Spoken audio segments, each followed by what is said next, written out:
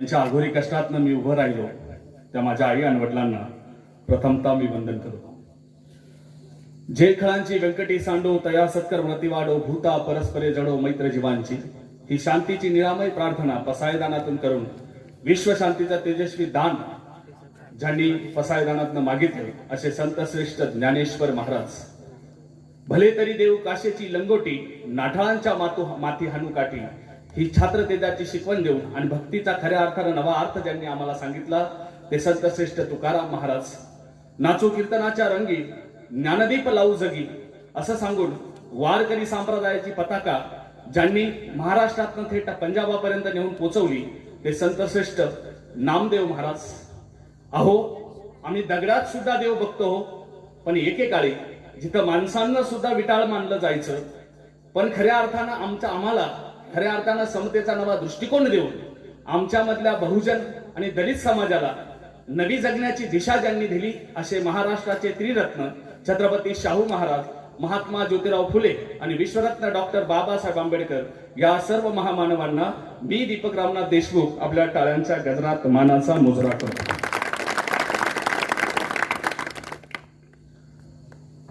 खरं म्हणजे शिवप्रतिष्ठान हिंदुस्थान यांच्या निमित्ताने आणि समस्त ग्रामस्थ विखरणी यांच्या संयुक्त विद्यमाने आजचा हा महाराष्ट्राचा धाकला धनी छत्रपती सर्जा संभाजी महाराज यांच्या जयंतीचा हा सुंदरसा उत्सव साजरा होतोय. स्वराज्याचं खऱ्या अर्थानं ज्यांनी सुराज्यात रूपांतर केलं आणि छत्रपती शिवरायांनंतर दिल्लीपती औरंगजेब या महाराष्ट्रात आला होता मराठ्यांचं राज्य गिळायला, पण त्या दिल्लीपती औरंगजेबाची कबर मराठ्यांनी याच महाराष्ट्रात खोदली आणि तो औरंगजेब पुन्हा महाराष्ट्रातनं पुन्हा दिल्लीत गेला नाही. त्याची उर्मी ज्यांनी आमच्यामध्ये पेरली, अहो त्या इंद्रायणी भीमेच्या काठाला सुद्धा तलवारीच्या पात्याची धार आली. ती उर्मी आमच्यामध्ये ज्यांनी पेरली ते स्वराज्याचे धाकले धनी सर्जा छत्रपती संभाजी महाराजांची जयंती आहे. आपण त्या कार्यकर्त्यांसाठी आपल्याला मला ज्या माध्यमातून भेटण्याचा योग येतोय त्या कार्यकर्त्यांसाठी कार्यक्रमाच्या सुरुवातीला एकदा जोरदार टाळ्या झाल्या. खरं म्हणजे एका आईनं आपल्या मुलाला आकाशातला चंद्र दाखवला नाही, तर त्या आईनं आपल्या मुलाला सांगितलं की बाळा तो आकाशातला चंद्र दिसतोय ना, त्या चंद्रा इतकी भाकर तुझ्या रयतेतल्या प्रत्येक माणसाच्या ताटात आली पाहिजे. त्या चंद्रावरती जो काळा डाग आहेत ना, त्या डागा इतकी भाजी प्रत्येक रयतेच्या ताटात आली पाहिजे.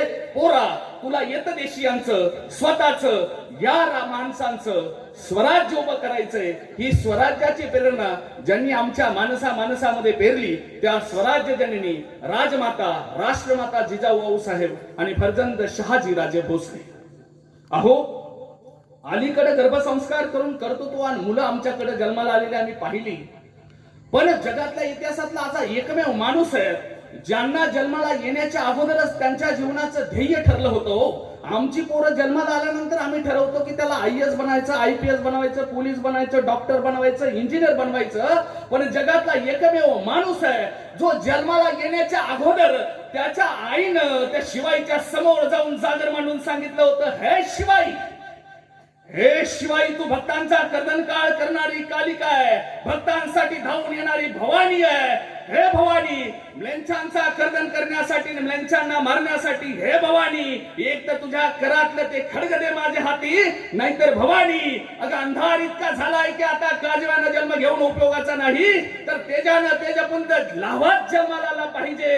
ही प्रतिज्ञा ज्या आईनं जन्माला येण्याच्या अगोदरच बाळासाठी करून ठेवली होती ना, ते स्वराज्याचे थोरले छत्रपती शिवाजी महाराज. खरं म्हणजे देश धर्म पर मिटने वाला शेर शिवा का छावा था, परम प्रतापी महापराक्रमी एकही शंभू राजा था, असं कवींनी ज्यांचं वर्णन केलं हो.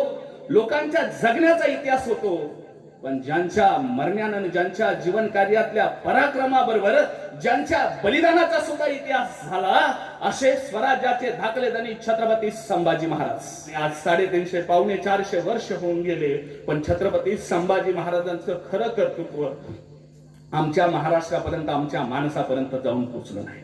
खरं म्हणजे पित्यानं कर्तृत्व पहाड आहे, पण पित्यानं उभा केलेला हिमालया इतकं कर्तृत्व असताना जिथं छत्रपती शिवाजी महाराजांचं कर्तृत्व आहे, त्या छत्रपती शिवाजी महाराजांच्या कर्तृत्वासमोर त्यांच्याच उंचीचं कर्तृत्व ज्यांचं होतं, नवे नवे बाप से बेटा सवाई, एक काकणभर सुद्धा शत्रू पक्षाला ज्यांची भीती वाटत होती, अशा व्यक्तीचं नाव आहे छत्रपती संभाजी महाराज. मग मला नेहमी असा प्रश्न पडतो की मी नेहमी ज्या औरंगजेबाला सुद्धा ज्याचं कौतुक करावं वाटलं, अहो आमची माणसं आमच्या माणसाचं कौतुक करताव, पण जिथं शत्रूंना सुद्धा ज्यांचं कौतुक केलं, असे छत्रपती संभाजी महाराजांचं चारित्र्य नेमकं काय असेल, काय त्यांची भूमी असेल, काय त्यावेळेची परिस्थिती असेल. मला प्रश्न या सगळ्या दंडोळ्याकडे जात असताना मला नेहमी प्रश्न पडतो की संभाजी महाराजांच्या चरित्राचा नीट अभ्यास केल्यानंतर संभाजी महाराज म्हणजे फक्त छत्रपती शिवाजी महाराजांच्या पोटी जन्माला येणं एवढं फक्त त्यांचं भाग्य नव्हतं, तर ज्यांनी नुसतं छत्रपती शिवाजी महाराजांच्या पोटी जन्माला आलं म्हणजे छत्रपती संभाजी महाराज बनलं असं नाही, तर छत्रपती संभाजी महाराज म्हणजे छत्रपती शिवाजी महाराजांच्या पोटी फक्त जन्माला आले, पण ज्यांनी स्वतःच्या कर्तृत्वानं आणि ज्यांनी स्वतःच्या पराक्रमानं महाराष्ट्राचे दुसरे छत्रपती बनलेल्या व्यक्तीचं नाव आहे छत्रपती संभाजी महाराज. खरं म्हणजे आपण चित्रपट छावा नावाचा चित्रपट बघितला, आणि छावा नावाच्या चित्रपटामध्ये आम्हाला संभाजी महाराजांचं बलिदान दाखवलं गेलं, आणि मग आम्हाला बलिदान करणारे छत्रपती संभाजी महाराज, आणि मग त्या संभाजी महाराजांनी स्वराज्यासाठी बलिदान दिलं म्हणून संभाजी महाराज मोठे आहेत काय, म्हणून आपण त्यांना स्वराज्याचं धाकलधनी म्हणायचं काय. मला वाटतं आपण या प्रश्नाच्या पलीकडे जाऊन छत्रपती संभाजी महाराजांच्या चरित्राचा विचार केला पाहिजे. आजपर्यंत आम्हाला महापुरुषांचे चरित्र कशी सांगितली जातात, तर आजपर्यंत आमच्या महापुरुषांचे चरित्र आमच्या पोरांना सांगितलं जातं. आमच्या पोरांना सांगितलं जातं की घाबरायचं नाही.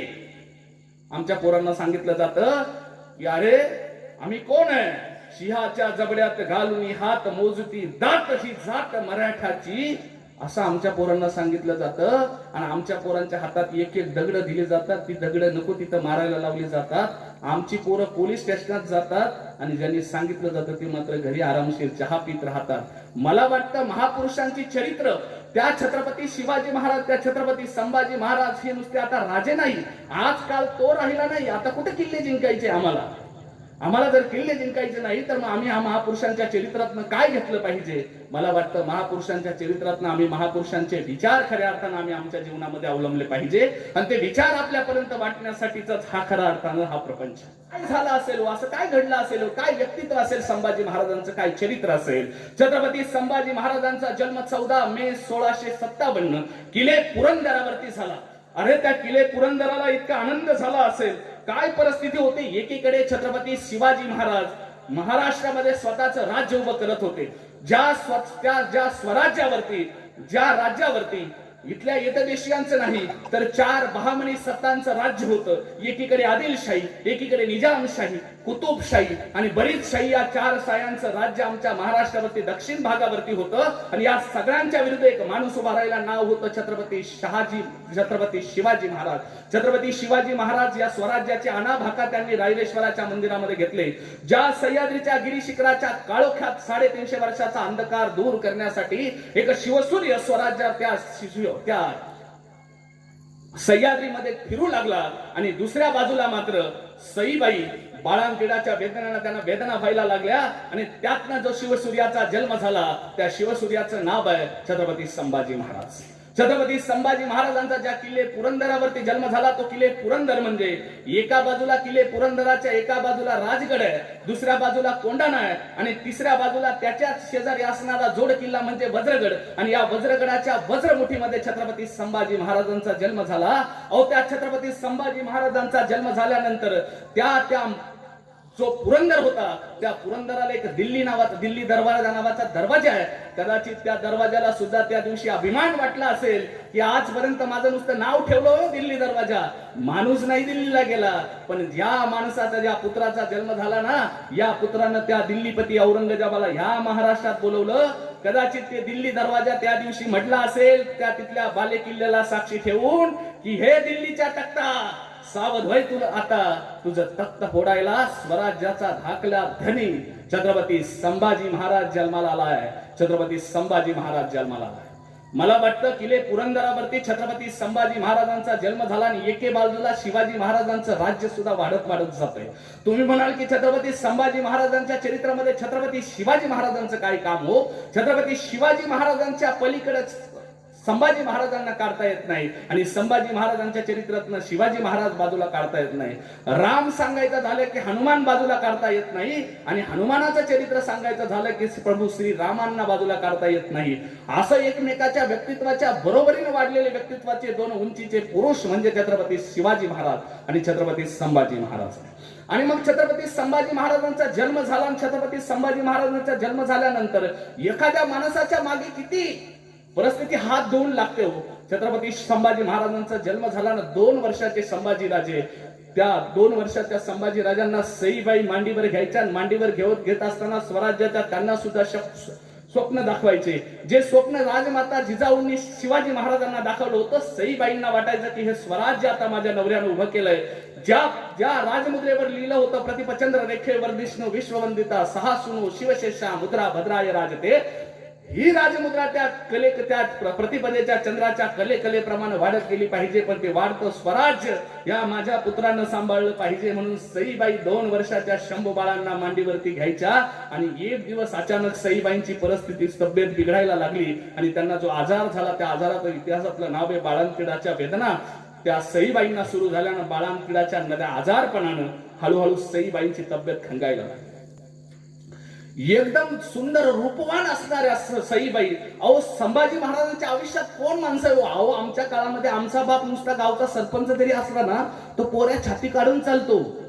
संभाजी महाराजांच्या आयुष्यामध्ये ज्या दिल्लीपती औरंगजेबाला सुद्धा ज्यांनी दरारानं ज्यांनी तख्तावरनं त्यांना उभं राहायला लावलं होतं, त्या दिल्लीचं तख्त सुद्धा ज्यांनी आपल्या शिवगर्जेनं हादरवलं होतं ना, अशा छत्रपती शिवाजी महाराजांचा बाळ होता शंभू बाळ. अरे रूपाची जणू खान आणि अप्सरेचं प्रतिरूप वाटावं अशा सईंचा पुत्र होता संभाजी राजा. आणि प्रत्यक्ष भवानीच जरी म्हटलं तरी सुद्धा वावगं होणार नाही अशा प्रतिभवानीचं रूप राजमाता जिजाऊ. आणि ज्यांनी आपल्या तलवारीनं आदिलशाही निजामशाही तोडून ठेवली होती अशा शहाजी राजांचा आजी आजोबा किंवा नातू होता संभाजी राजे. आणि अशा एवढ्या कर्तृत्व संपन्न कुटुंबामध्ये संभाजी राजांचा जन्म होतोय. आणि मग काळ हळूहळू पुढे जातोय. 2 वर्षाचे शंभू बाळ असताना शंभू बाळांच्या आयुष्याला लागलेली व्यथा काय तर 2 वर्षाच्या शंभू राजांची आई 2 वर्षाची असताना सईबाई संभाजी राजांना सोडून जाते. 2 वर्षाचं बाळाचं वय किती असेल हो? हे 2 वर्षाचं बाळ जेव्हा राजमाता जिजाऊ झोळीमध्ये टाकायचे ना तेव्हा जिजाऊ म्हणायची दुसरा छत्रपती घडवण्याची ताकद ह्या जिजाऊत आहे हो, पण शंभू बाळाची आई होण्याची ताकद माझ्यामध्ये आता नाही. आणि 2 वर्षात शंभू बाळ झोळीमध्ये टाकलेलं असताना काय स्थिती जिजाऊंची असेल, काय वाटत असेल जिजाऊंना हो? अहो एका बाळाची आई जाणं काय आहे? मला वाटतं छत्रपती संभाजी महाराजांच्या 2 वर्षाच्या आयुष्यालाच हे वाट्याला आलं. आणि जणू काही संकट त्या माणसाच्या, असं म्हणतात की पाचीला शस्त्र पुजली जातात. छत्रपती संभाजी महाराजांच्या पाचीला कदाच संकट पुजली गेली असतील. 2 वर्षाच्या शंभू बाळांच्या आयुष्यामधनं सईबाई सोडून जातात. आणि मग अशा शंभू बाळांना कोण दूध पाहिजे? आणि मग जिजाऊ तिथल्या स्वराज्यातल्या सगळ्या आया बायांना जमा करते, ज्यांना आता नवं पोरग झालंय, ज्यांचं पोरग महिन्याचं 1.25 महिन्याचं, अशा पोराच्या आईला शंभू बाळ त्या जिजाऊ सगळ्या तिथल्या आजूबाजूच्या त्या बायांना बोलवते त्या पुरंदराच्या आजूबाजूला आणि त्यांची सभा भरली जाते. आणि सभा भरल्यानंतर त्या जिजाऊ प्रत्येक बाईला विचारायच्या की तू मला माझ्या बाळाला दूध पाजायचंय, दूध पाजण्याचे पैसे किती घेईल? कुणी बाई म्हणायची की आऊसाहेब 100 होऊन द्या की, कुणी म्हणायचं आऊसाहेब या गावची पाटीलकी द्यावं, कुणी म्हणायचं आऊसाहेब या गावची वतनदारी द्यावं. त्या गर्दीमध्ये करारी स्त्री उभी राहिली आणि ती करारी स्त्री म्हणते की आईपणाला तुम्ही कलंक आहात हो, आईच्या दुधाची तुम्ही किंमत ठरवताय. मित्रांनो, आईच्या स्तनामध्ये दुधाचे 2 थेंब तयार व्हायला रक्ताचा 1 थेंब खर्ची घालावा लागतो. तेव्हा कुठं आईच्या स्तनामध्ये दुधाचे ते काय थेंब तयार होतात? ती स्त्री म्हणते जिजाऊंना, त्या बायांना म्हणते की आईच्या दुधाची तुम्ही किंमत ठरवताय. त्यावेळेस जिजाऊ म्हणते की अगं आईच्या दुधाची किंमत तू त्यांना का समजून सांगते? तू सांग तू किती घेणार? त्यावेळेस ती स्त्री म्हणते की आऊ साहेब, अहो ज्या माणसामुळं जिथं आम्हाला किंमत नव्हती ना, स्त्री म्हणजे फक्त आणि फक्त उपभोगाचं साधन होते, त्या घरामध्ये त्या राज्यामध्ये जिथं स्त्री म्हणजे मराठ्यांच्या मंदिरातली पवित्र तुळस बनली. आऊसाहेब आम्ही रक्षाबंधन भाऊबीजेला म्हणायचो, इडा पिडा टळू दे, बळीचं राज्य येऊ दे, येन बद्धो बली राजा दानवेंद्र महाबलो. तो बळी काही आमच्या मदतीला आला नाही हो, पण आऊसाहेब तुमचा लेख शिवाजी राजा आमच्या मदतीला आला हो आऊसाहेब. आणि त्या शिवाजी राजाच्या पोराला दूध पाजायचे पैका मी मागेल आऊसाहेब. पैका नको आऊसाहेब, ते बाळ जेव्हा छातीशी घेईल ना आऊसाहेब, तेव्हा ह्या धाराऊचं जीवन खऱ्या अर्थानं कृतार्थ होईल. मित्रांनो, नाव होतं गाडे पाटलांची धाराऊ. छत्रपती संभाजी महाराजांची दूध आई धाराऊ गाडे पाटलांची सून. या धाराऊनं छत्रपती संभाजी महाराजांना पुढे दूध पाजलं आणि त्यांच्या दूध आई म्हणून इतिहासामध्ये प्रसिद्ध झाले. छत्रपती संभाजी महाराजांचं आयुष्य पुढे पुढे लहानाचं मोठं होतंय. छत्रपती संभाजी महाराजांचं एक एक गोष्ट एक एक त्यांना शिकवायला सुरुवात केली. ही गोष्ट खूप महत्वाची. मला सुद्धा आजही आपल्या गावामध्ये पिक्चर जर असताना तर पूर्ण एकदम गर्दी करून बसली असती. छत्रपती संभाजी महाराजांना शिकवण्यासाठी शिवाजी महाराजांनी केशव पंडित नावाचे शिक्षक नेमले होते. आणि नुसते शिवाजी महाराजांनी संभाजी महाराजांना शिकवण्याची जबाबदारी नाही दिली बरं का. महाराष्ट्रातल्या प्रत्येक घरात कळलं पाहिजे आम्हाला शिवाजी महाराज नीट कळले नाही. शिवाजी महाराजांची त्यांच्या सूनबाई ज्यांना पुढे जाऊन छत्रपती संभाजी महाराजांनी उपाधी दिली, सखी राज्ञी जयती महाराणी येसूबाई अशी ज्यांना उपाधी दिली, त्या येसूबाईंचं शिक्षण सुद्धा शिवाजी महाराजांनी त्या केशव पंडिताच्या करवी करून घेतलं. संभाजी राजांना कर्तृत्ववान पुरुष पिता म्हणून लाभल्यानंतर काम संपत नाही बरं का. आजच्या जगातलं सगळ्यात अवघड काही गोष्ट असेल ना, डॉक्टर बनता येतं, इंजिनियर बनता येतं, चांगला बाप बनवून जातात. ज्याला पोरगा ऐकत नाही ना त्याला विचारा बाप बनवणं किती अवघड आहे. जगातलं सगळ्यात अवघड काम काय आहे तर बाप, आई आणि बाप बनणं. जेव्हा पोरग वाया जातं ना तेव्हा कळतं की आपण नसतो आई बाप झालं तर परवडलं असतं. एवढं अवघड काम आहे. शिवाजी महाराजांना एवढ्या धावपळीमध्ये मुलावरती लक्ष आहे. संभाजी महाराजांना 16 भाषा येतात. किती? 16. संभाजी महाराजांना दांडपत्ता, तलवारबाजी, नेमबाजी आणि संभाजी महाराज अस्खलित इंग्रजी बोलतात. एवढं सगळं शिक्षण संभाजी महाराजांना शिवाजी महाराजांनी दिलं. आणि असा राजनीती तज्ञ आणि निपुण असा मुलगा संभाजी महाराज शिवाजी महाराजांनी घडवायला सुरुवात केली. पण नुसतं शिक्षण देऊन चालत नाही हो, प्रॅक्टिकल महत्वाचं आहे. अलीकडे आमच्या पोरांना शाळेमध्ये इंजिनिअरिंगला शिकवलं जातं. इंजिनियर झालेलं पोरग जोपर्यंत नोकरी लागत नाही तोपर्यंत त्याला वाटत नाही मी इंजिनियर आहे. म्हणजे त्याला त्याच्या डिग्रीवर सुद्धा संशय असतो. ते लोकांना सांगतं फक्त मी इंजिनियर, पण ज्या दिवशी तो खरंच ज्युनियर इंजिनियर, सिनियर इंजिनियर म्हणून एखाद्या कंपनीत लागतो ना, त्या दिवशी त्याला त्या डिग्रीचा खऱ्या अर्थानं सार्थक झाल्यासारखं वाटतं. शिवाजी महाराजांनी खऱ्या अर्थानं दिलेलं शिक्षण पूर्ण करण्यासाठी शिवाजी महाराजांचं स्वराज्य चंद्राच्या कलेकलेनं वाढतंय. बघता बघता शिवाजी महाराजांनी राजमात्या शिवाजी महाराजांनी सईबाईंचं निधन झालं. सईबाईंचं निधन झाले असताना अफजल खान नावाचा राक्षस स्वराज्यावरती चाल करून आला. हा 32 दाताचा बोकड शिवाजी महाराजांनी प्रतापगडाच्या पायथ्याशी गाडला. आणि प्रतापगडाच्या पायथ्याशी गाडून शिवाजी महाराजांनी हे दाखवून दिलं की स्वराज्याच्या पुढे कुटुंब सुद्धा महत्वाचं नाही. जिथं स्वराज्य आहे तिथं स्वराज्य पहिलं, मग कुटुंब आहे. आणि मग बघता बघता शिवाजी महाराजांचं ह्या सगळ्या गोष्टी संभाजी महाराज बघताय. मुलं कर्तृत्वान अशीच घडत नाही बरं का, हे पण समजून घ्या. शिवाजी महाराजांचं प्रत्येक गोष्ट संभाजी महाराज निरखून एकदम सगळ्या गोष्टी निरखून बघताय. बघता बघता स्वराज्यावरती दुसरा खान चालवणारा नाव होतं सिद्धी जोहर. या सिद्धी जोहराच्या ताब्यात शिवाजी महाराज पन्हाळगडावरनं विशाळगडावरती पोहोचले. स्वराज्यावरती त्याच टायमाला दुसरा मुघल सरदार चाल करून आला, नाव होतं शाहिस्ते खान. या शाहिस्ते खानाची बोट शिवाजी महाराजांनी पुण्याच्या लाल महालात जाऊन 3 बोट कापली. 3 वर्ष शाहिस्ते खान त्या पुण्याच्या लाल महालामध्ये त्या वास्तव्यास होता. शिवाजी महाराजांनी बोट कापली. 3 दिवसात शाहिस्ते खान पुणे सोडून निघून गेला.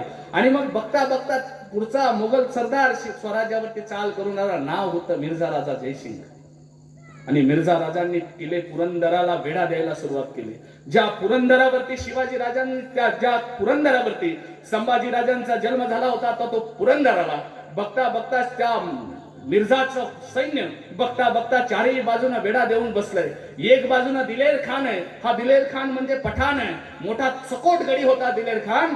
दिलेर खान एक चीट पाखरू सुद्धा त्या पुरंदरावरती जाऊ देईना. आणि पुरंदराचे बघता बघता फाशी आवळायला सुरुवात झाली. शिवाजी राजांना वाटलं की आता पुरंदर आपल्या हातातनं जातोय की काय. शिवाजी महाराजांनी चाल टाकली मिर्झाशी, पण मिर्झाशी टाकलेली चाल, पहिली चाल मिर्झा राजांशी शिवाजी राजांची अपयशी झाली आणि मग कुठलेच उपाय चालले ना.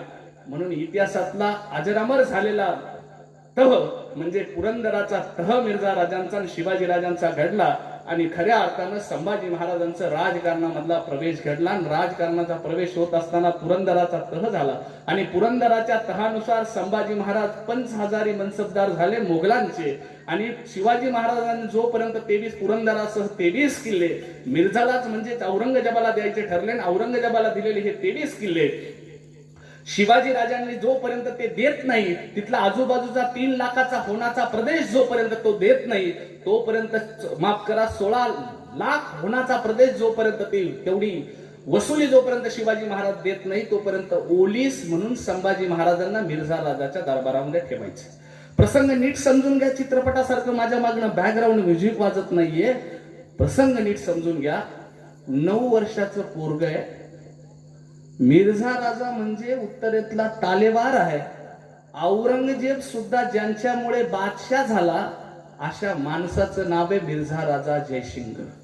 आणि अशा मिर्झाच्या बरोबर माणूस आहे दिलेर खान पठाण, ज्याच्या नावात दिलेरी होती, युद्धाला घाबरायचा नाही.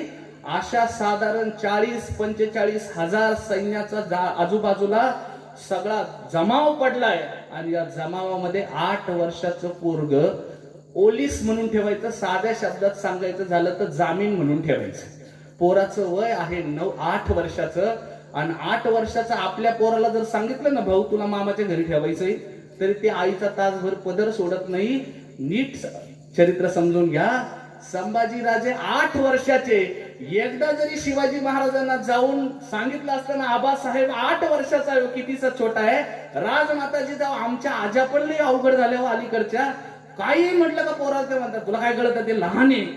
जिजाऊंनी काही सांगितलं नाही. 8 वर्षाचं पोरग शिवाजी महाराजांना जिजाऊ म्हणतायत की राजे अहो 8 वर्षाचा शंभू बाळ आहे आणि या शंभू बाळाला राजकारणामध्ये तुम्ही टाकतायत. त्यावेळेस शिवाजी राजे आऊसाहेबांना म्हणतायत की आऊसाहेब 8 वर्षाचा शंभू बाळ आहे फक्त वय आहे. हे वय त्या दिल्लीपती औरंगजेबाला सुद्धा 10 दिवस फोडेल. हे खात्रीनं सांगतो. स्वराज्याचा पुढचा छत्रपती व्हायचा असेल तर वय मोजून चालणार नाही. म्हणून राजकारणात प्रवेश करण्याची हीच योग्य वेळ आहे. बघता बघता 9 वर्षाचे शंभूराजे त्या मिर्झाच्या छावणीमध्ये जात आहेत. आता छावणीत गेल्यानंतर त्या काळातले काही रीती पद्धती होत्या. छावणीत जात असताना छावणीच्या बाहेरनं असे हात बांधायचे आणि खाली मुडकं घालून जायचंय. आता हे 8 वर्षाचं पोरग नेतोजी पालकरांच्या बरोबरीनं त्या छावणीतनं चालतंय. प्रसंग समजून घ्या. 40-45 हजाराचं सैन्य आजूबाजूला आहे. प्रत्येक माणसाच्या हातामध्ये नंगी तलवार आहे आणि छावणीकडे मिर्झाच्या चालल्या आहेत. आणि त्या छावणीतनं चालत असताना संभाजी महाराजांची नजर ताट आहे. दिसेल त्याच्या नजरेत नजर रोखून चाललेत संभाजी राजे. बघता बघता मिर्झाची छावणी जवळ यायला सुरुवात झाली. लोकांना वाटायचे की संभाजी राजे आता मान खाली घालतील, पुढे जाताना आता मान खाली घालतील, आता मान खाली घालतील. खाली नाही घातली. मिर्झाच्या शामियान्याच्या त्या छावणीच्या सामनेपर्यंत संभाजी महाराज गेले. मान नाही खाली घातली. कमीत कमी छावणीत शिरता कुर्निसात तरी करतील. पण संभाजी महाराजांनी कुर्निसात सुद्धा केला नाही. आजूबाजूच्या लोकांच्या लक्षात आलं की 8 वर्षाचं पोरग संपलं म्हणे आता. पण यांचा शिकवणारा माणूस कोण होता नीट समजून घ्या. संभाजी महाराज जसं मध्ये प्रवेश केले मिर्झांच्या समोर गेले आणि मिर्झांच्या समोर गेल्यानंतर कुर्निसात न करता मिर्झांच्या जवळ गेले, मिर्झांच्या पायाला स्पर्श केला आणि स्पर्श करून मिर्झांना म्हणाले की मिर्झांना म्हणाले की आजोबा नमस्कार करतो. मित्रांनो ह्या वाक्यामध्ये इतकी ताकद आहे ना, तुमच्या किती लक्षात येते मला माहित नाही.